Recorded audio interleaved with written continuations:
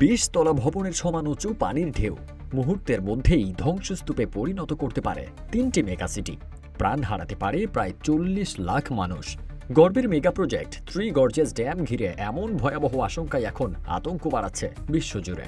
একসময় শক্তি ও প্রযুক্তির প্রতীক হিসেবে দাঁড়ানো এই বাঁধকে এখন অনেকেই দেখছেন সম্ভাব্য এক টাইম বোমা হিসেবে।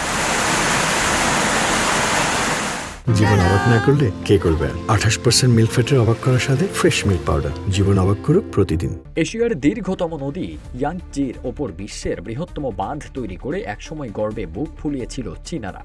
১.৪ মাইল দীর্ঘ ও ১৮৫ মিটার উঁচু এই বাঁধ নির্মাণে চীনের খরচ হয়েছে প্রায় $৩,৭০০ কোটি। কিন্তু এখন সেই থ্রি গর্জেস ড্যাম প্রকল্প নিয়েই উঠেছে ভয়ঙ্কর সব প্রশ্ন। পশ্চিমা প্রকৌশলী ও নাসার কিছু পর্যবেক্ষণ যেন ঘুমই উড়িয়ে দিয়েছে বেইজিং।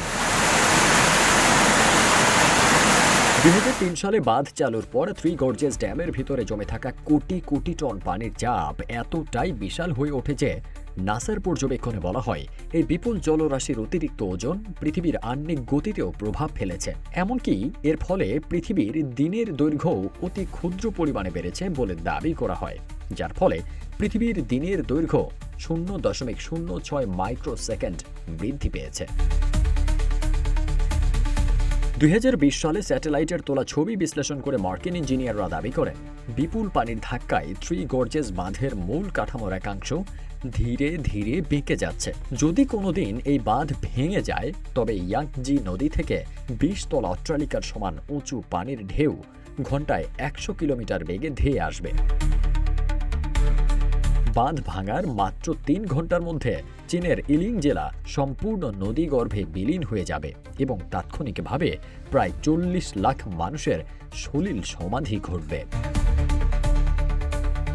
এরপর সেই পানি ধেয়ে যাবে ১.১ কোটি মানুষের শহর উহানের দিকে। মাত্র ৬ ঘন্টায় উহানকে ভাসিয়ে নিয়ে যাবে এই প্লাবন। বেইজিংয়ের প্রধান বাণিজ্যিক শহর সাংহাই, যার জনসংখ্যা ২.৬ কোটি, তা এই নদীর নিম্ন অববাহিকায় অবস্থিত হওয়ায় ২৪ ঘন্টার মধ্যে পুরো শহরটি পানির নিচে তলিয়ে যাবে। চীনের অর্থনীতি এক ধাক্কায় পঙ্গু হয়ে যাবে। এই আশঙ্কাটি উড়িয়ে দেওয়া যাচ্ছে না। ২০২৩ সালের সেপ্টেম্বরে লিবিয়ার দেরনা শহরে ঘূর্ণিঝড় ড্যানিয়েলের বৃষ্টিতে ২টি বাঁধ ভেঙে রাতের আধারে ভয়াবহ বন্যা হয়, যা শহরটিকে প্রায় নিশ্চিহ্ন করে দেয়। বিশেষজ্ঞদের মতে চীনে এমন বিপর্যয় ঘটলে তা লিবিয়ার চেয়েও বহুগুণ ভয়াবহ হতে পারে। ফারদিন সানি, রূপালী বাংলাদেশ।